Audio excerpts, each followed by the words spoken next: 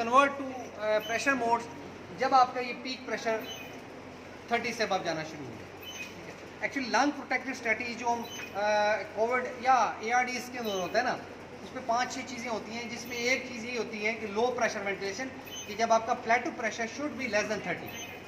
So coming to the point, 2 mode SIV का दूसरा mode हो गया, PCMV तो दोनों के सेम हो गए ना। CMV एंड PCMV मोड्स वो होते हैं in which patient are paralysed, patient are not taking breath. जिस पेशेंट को हम CMV पे डालते हैं, इधर he should not take breath और ही शुड बी पैरालाइज्ड। ऐसा मुमकिन नहीं है, because these modes won't let the patient take breath, क्योंकि सिंक्रोनाइज नहीं होते। आप समझ लें। अच्छा, आपको नॉमेनक्लेचर हो सकता है ड्रैगर के अंदर और मिल जाए। इसमें जैसे वॉल्यूम कंट्रोलर ड्रैगर के अंदर के ASV, एडाप्टिव सपोर्टेड मोड, या आप असिस्ट कंट्रोल मोड को ACV कह सकते हैं। तो क्या होता है उसमें VCAC, volume control assist control. तो वो एक्चुअली नॉमेनक्लेचर थोड़ा सा डिफरेंट है, लेकिन मैं आपको वही बताना चाह रहा हूँ कि तो आप दुनिया में कोई इवेंट ऑन कर लें, मोड्स के बाद ये 4 चीज़ें एडजस्ट करनी है आपने। रेट, पीक, ऑक्सीजन, और प्रेशर का मोड है तो पीक कंट्रोल, और अगर वॉल्यूम का मोड है तो वॉल्यूम। सो ये नॉब वाला है, ड्रैगर टच वाले हैं, कुछ और आपकी TFT स्क्रीन हो सकती हैं। सो जो व्हाटएवर, ये प्लीज़ इसको फियर ख़त्म करें इसका। ये 5 चीज़ें हैं, मोड और बाकी ये 4, ठीक है। उसके बाद प्रेशर का और मोड है जो मैं आपको बता रहा था, वीनिंग स्पॉन्ट मोड, ये लिखा हुआ। अब देखिए कि जब मैं स्पॉन्ट मोड पे डालूंगा, ये सारा कुछ यही रहेगा, सिर्फ रेट ख़त्म हो जाएगा। क्यों? क्योंकि इसमें तो देखिए प्री सेट टाइडल वॉल्यूम दे रहा है पेशेंट के लंग्स को। स्पॉन्ट के अंदर देखिए वो हट गया, और अब ये अपने में चला जाएगा। देखिएगा ये, क्योंकि अब वो सेंस कर रहा होगा कि पेशेंट सांस ले रहा है कि नहीं ले रहा। देखिए अब रुक गया सांस लेने, आपने हिलाया है ना, उसने सेंस किया शायद पेशेंट है। ये प्रीसेट वॉल्यूम नहीं दे रहा, बैकअप पे चला जाएगा। वो कहेगा एपनिया और बैकअप पे चला जाएगा। क्यों? क्योंकि ये मरीज़ की अपनी एक्टिविटी को तो ऑगमेंट करता है ये मोड, लेकिन प्रीसेट टाइडल वॉल्यूम नहीं देगा। ये अपने में 20 सेकंड्स अपने टाइम इसमें सेट किया हुआ होता है यूजुअली। तो जैसे ही 20 सेकंड गुजरेंगे, ये एपनिया वेंटिलेशन पे चला जाएगा। तो ऑन वेंट जो SBT दिया जाता है ना, उसका ये एडवांटेज भी होता है कि अगर पेशेंट एपनिया में चला भी जाए ना, स्पॉन्टेनियस पे आपने कर रहे थे ना, तो उसका फ़ायदा ये होता है कि आपका पेशेंट हाइपोक्सिया नहीं जाता। पेशेंट का एटलीस्ट ये होगा कि पेशेंट को ब्रेन डैमेज नहीं। तो ये 5 बेसिक मोड हैं। हाँ, ऑफ कोर्स और मोड भी ये बिल्कुल हैं, जिसमें NIV मोड है, ये ASV, ये जो मैं आपको बता रहा था वीनिंग का ASV, एडाप्टिव सपोर्ट मोड। इसमें जैसे ही लगाएंगे, आप देखिए मैंने आपको बताया था, इसमें वेट डालेंगे। पेशेंट का वेट है से 60 kg,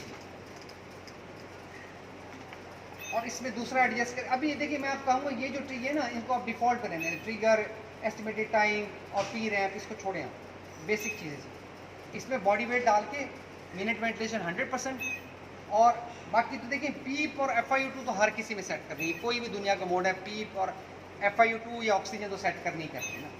तो कंफर्म करेंगे जैसे ही। अब ये क्या कर रहा है, ये समझ रहा है कि 60 किलो का बंदा है, मैंने उसको ना मिनट वेंटिलेशन 60 किलो के बंदे के मुताबिक देनी है, आइडियल बॉडी वेट, ठीक है ना। अब देखें इसने टारगेट सेट किए होंगे ASV का। इसने टारगेट क्या सेट किया? इसने सेट किया है 60 किलो का है, मल्टीप्लाइड बाय 7। VT इसने बल्कि 5 से रखा है, 60 और 350 बल्कि 6.5 पे रखा है। इसने कहा है कि 60 किलो का बंदा है, मैं उसका टाइल्ड वॉल्यूम रखूँगा 349 और मिनट वेंटिलेशन रखूँगा 6 लीटर, समझ रहे हैं। और टोटल ब्रेथ 17, इंस्पिरेटरी टाइम को आप छोड़ दें, और करंट 3.9, 4.6 इस पे आ। तो कर क्या रहा है ये बेसिकली, ये आहिस्ता आहिस्ता इस टारगेट पे चला जाएगा। ये भी सेंस कर रहा है कि यार ये पेशेंट सांस ले रहा है कि नहीं ले रहा। ये देखिए बढ़ना शुरू हो गया। तो ये क्या होगा, ये मिनिमम 6 लीटर से नीचे नहीं आने देगा। क्यों? क्योंकि इसने कैलकुलेट 6, देखे ना जा रहा है ना ऊपर, क्योंकि इसने 60 किलो के बंदे का जो minute ventilation calculate, minute ventilation से क्या मुराद होता है, रेस्पिरेट into tidal volume, yes minute में। तो मिनट में ये 6 पे चला गया ना। तो दैट इज हाउ। अब क्या है, अब देखिएगा मैं पेशेंट, अब इस वक्त ये है कि 60 किलो का बंदा है, 100% वेंटिलेटर वॉल्यूम दे रहा है, अपना नहीं ले रहा। अब हम कहते हैं मरीज़ ने यार अपना सांस कल आए हैं, मरीज़ अपना सांस लेना शुरू हो गया है, चलो शुक्र है यार अपना सांस तो लेना शुरू हो गया और बेहतर हो रहा है। मैं क्या करूँगा, आऊँगा इसको 90 कर दूँ। क्या है, मैं कहता हूँ चलो 10% मरीज़ कूद ले, 90% वेंट दे रहे हैं। अब देखते हैं 10% इसके टारगेट कितना रिड्यूस किया है, इसी देखें 10% उसने कम कर दिया। 0.6 लीटर का 0.6 10% होता है, उसने 5.4 कम कर दिए और कहा कि यार 10% मरीज़ ले ले। मैं अगले दिन फिर आया हूँ, मैं कहता हूँ यार मरीज़ अच्छा है, इसने करते कराते से मैं 50 पे ले आता हूँ।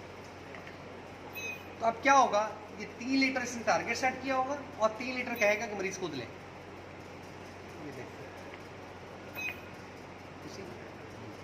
कि भाई 3 लीटर मैं दूंगा, 50% of your minute ventilation according to your body weight, और बाकी ऊपर तुम ले लो भाई। मुझे जो डॉक्टर साहब ने टारगेट सेट किया है कि भाई तुमने 50 से ऊपर नहीं देना। अगर पेशेंट गोज फेयर एनफ, तो you can keep on decreasing this minute ventilation until 25%। 25 से नीचे नहीं जा रहा है। तो कहता ना भी ना, 1/4 तो घाटा मैं नहीं मान सकता। जैसे रेस्पिरेटरी रेट आप 4 से कम नहीं कर सकते, ऐसा नहीं 4 से कम करेंगे। 16 ब्रेथ होते हैं, 1/4 ही होता है। तो लो मिनट वेंटिलेशन आना शुरू हो गया। वो इसलिए आना शुरू हो गया क्योंकि मरीज तो सांस ले ही नहीं रहा, मरीज तो है ही नहीं ना इसके साथ, तो इसको टेस्ट लंग कहते हैं। अब इसका देखें, इसने क्या सेट किया होगा टारगेट 1.5, 6 का 1/4, 1.5। तो वो कह रहा है, ये तो वो बेचारा नहीं कह रहा, ये तो हम समझ रहे हैं कि यार तुम बस 1/4 ब्रेथ दो मिनट वेंटिलेशन का, बाकी मरीज बेहतर है मेरा, खुद ले रहा है। And then when this thing happens, और जब पेशेंट के सारे फिर क्राइटेरिया जो मैंने आपको वीनिंग बताए थे फुलफिल हो रहे हैं, then it is the time to start giving SBT, spontaneous breathing. Got my point? I can understand that in 3 hours workshop it is really hard कि हम आपको सब कुछ ठोस दें। I agree. Maybe this is the first time हम अगली दफ़ा इसको स्प्लिट कर देंगे 2 सेक्शंस में। एक में वेंटिलेटरी सपोर्ट सिर्फ पढ़ाएंगे और हैंड्स ऑन ट्रेनिंग, और दूसरे में वीनिंग और हैंड्स ऑन ट्रेनिंग। तो इट विल फैसिलिटेट यू। लेकिन बात ये है कि हम 2 में करें कि डॉक्टर साहब 10 में करें, जब तक फिजिकली आप मरीज़ के ऊपर देखेंगे नहीं ना, you won't get. Sir AST के बाद हम NIV में डालेंगे या direct spontaneous trial? NIV is a step up and step down mode. Step up means before putting invasive पे आप NIV ट्राई कर लें, and after weaning from invasive, wean नहीं हो रहा, पेशेंट को अभी भी टिकअप नहीं हो रहा, लेकिन मरीज कॉन्शियस है, लेकिन उसमें क्या थोड़ा सा आपका रिस्क आ गया कि ETT को 14 दिन हो गए यार। अब 14 दिन बाद वो अगर ETT रह गई उसको ट्रेकोस्टमी कराना पड़ेगा। तो फॉर दैट रीज़न आप उसको NIV पे ट्राई कर सकते हैं। यस, इससे फर्दर अगर आपको फिर भी मरीज़ को ज़रूरत पड़ती है तो फिर आप NIV पे डाल सकते हैं, प्रोवाइडेड कि NIV का क्राइटेरिया पूरा होता है जो सर ने बताया, जिसमें आपका पेशेंट का GCS मोर देन 13 होना चाहिए, ठीक है, PSM 0.25 के ऊपर होनी चाहिए, ठीक है ना, बाइकार्बोनेट मोर देन 18 होना चाहिए। वो एक क्राइटेरिया जो सर ने बताया। इस मोड का पता लग गया। सर एक प्रेशर सपोर्ट तो आपने बताया, प्रेशर कंट्रोल भी होता है। Yes, very good question. अब देखिए, मैं पेशेंट को डालता हूँ SIV पे, वॉल्यूम पे या PSIV पे, इसमें 2 किस्म की प्रेशर इनपुट्स होते हैं। से मैं इस पर डालूँ फॉर योर अंडरस्टैंडिंग। डॉक्टर साहब ने क्वेश्चन किया, sir what is the difference between pressure control, और अगर आप इस कंट्रोल में जाए तो ये प्रेशर सपोर्ट भी है। What is the difference? अब डॉक्टर डिफरेंस ये है, सपोर्ट पे पुश दे, पुश अगेंस्ट, जब हम दे रहा होता है उसके अगेंस्ट पेन डालता है। डॉक्टर साहब बता ठीक नहीं है, इसको थोड़ा मैं स्ट्रीमलाइन कर देता हूँ। ये जो प्रेशर कंट्रोल है ना डॉक्टर साहब, ये इन 20 ब्रेथ्स के लिए बस। जो वेंटिलेटर ब्रेथ दे रहा है ये P कंट्रोल सिर्फ उसको देगा। अब 20 ब्रेथ से ऊपर मरीज 20 अपने ले रहा है, उसको P कंट्रोल नहीं होगा, उसको क्या होगा, उसको P सपोर्ट होगा। ये फर्क है। स्पॉन्टेनियसली ट्रिगर्ड ब्रेथ जो कि मरीज लेगा वो P सपोर्ट उसको सपोर्ट करेगा, और वेंटिलेटरी ट्रिगर ब्रेथ्स जो होते हैं वो वेंट देगा, वो P कंट्रोल देगा। There are 5 types of breaths on vent, ठीक है ना। थोड़ा लंबा हो जाएगा लेकिन आखिरी बात ही बताता चलूँ। नंबर 1 ब्रेथ होता है वॉल्यूम साइकिल। आपने 500 को वॉल्यूम रखा है, जैसे ही इंस्पिरेटरी ये मशीन 500 को वॉल्यूम को टच करेगी ना, इंस्पिरेटरी फेस कट कर देगा, volume cycle. Number 2 pressure cycle. जैसे ही ये मरीज प्रेशर का 15 का अचीव करेगा, वॉल्यूम कट कर देगा। Third time cycle. जैसे ही इंस्पिरेटरी टाइम, मिसाल के तौर पे आपको पता है ना, इंस्पिरेटरी टाइम 0.5 सेकंड से 2 सेकंड तक रख सकते हैं आप। आपने इंस्पिरेटरी टाइम 1 सेकंड रखा है, इसमें रखा हुआ है 1.3, ठीक है। आपने 1.3, जैसे ही इंस्पिरेटरी साइकिल 1.3 पे आएगा, इंस्पिरेटरी फेस कट कर देगा। 4 और 5वां होता है पेशेंट ट्रिगर। पेशेंट ट्रिगर 3 हो गए, 4 चौथा बताया पेशेंट ट्रिगर। ये जो आप अब आ रहा हूँ ट्रिगर, ये जो पी ट्रिगर है ना, वेंट को कैसे पता लगता है कि भी मरीज सांस ले रहा है? वेंट की आंखें तो नहीं है, हैं? या वेंट जो ना हर वक्त फेसबुक पे तो नहीं बैठा हुआ कि वेंट को पता लग जाएगा सांस ले रहे हैं ना सांस बंद कर देना। वेंट इस सिस्टम के अंदर दो किस्म के ट्रिगर होते हैं। ट्रिगर होता है ना, किसी को ट्रिग करना, स्टार्ट करना, इनिशिएट करना, ठीक है, उसको ट्रिगर कहते हैं ना। तो वेंट को 2 किस्म के ट्रिगर से पता लगता है कि मरीज की एक्टिविटी हो रही है। Number 1 is P trigger, this is pressure trigger, जो कि माइनस, इस वक्त कितना सेट किया हुआ है ये हमने, -1 सेंटीमीटर ऑफ वाटर। इसको कम ज़्यादा कर सकते हैं, डिफ़ॉल्ट में -2 होता है। या फ्लो ट्रिगर, पहले आपको प्रेशर ट्रिगर बताता हूँ। प्रेशर ट्रिगर का मतलब ये है कि इस सिस्टम के अंदर मरीज देखें, ये ना सांस लेगा, नेगेटिव प्रेशर क्रिएट करेगा ना, तो अगर -2 का नेगेटिव प्रेशर जो मैंने सेट किया हुआ करेगा, तो ये वेंटिलेटर मरीज को पी सपोर्ट देगा सिंक्रोनाइज करके। मेरी बात समझ रही? -2 का प्रेशर, और अगर -2 से कम होगा तो अपने ब्रेथ देता रहेगा जो भी सेट किए वहाँ पे। Got my point? मरीज जो अपने सांस लेगा, जो पी सपोर्ट आप कह रही है ना, देखो इधर ये ना पी सपोर्ट भी और पी कंट्रोल भी, ये सामने नजर आ रहा है। पी कंट्रोल का कोई ताल्लुक नहीं पी ट्रिगर से।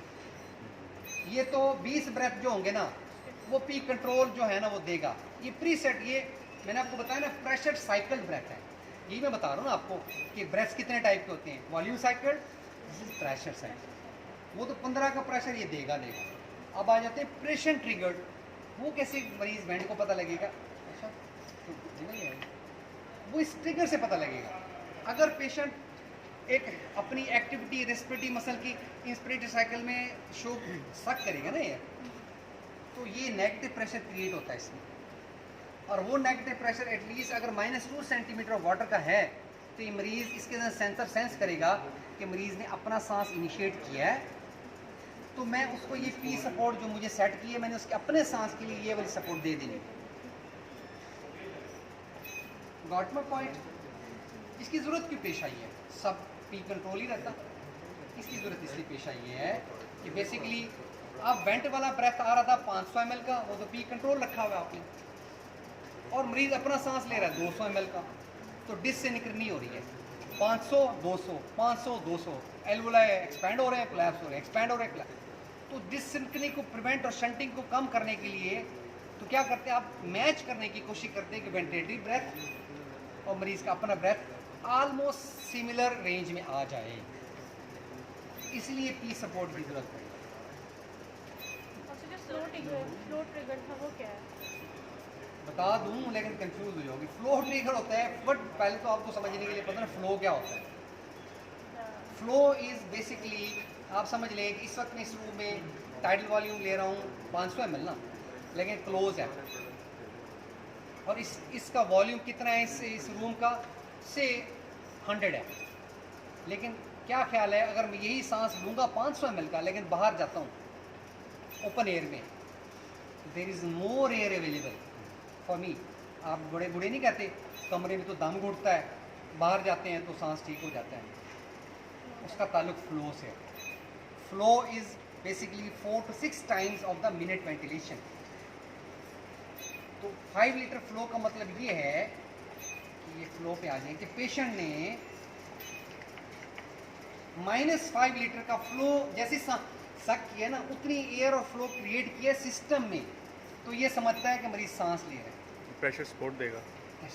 फिर वो प्रेशर सपोर्ट देगा, वो प्रेशर सपोर्ट देगा। ये तो सेंस कर रहा है, सेंस करके मरीज ट्रिगर कर देगा for his own breath of support of 20 कि भी मैं भी सांस ले रहा हूँ, मुझे भी दो ना थोड़ा सा 20 का, मैं मेरे अपने सांस के लिए मुझे सपोर्ट चाहिए।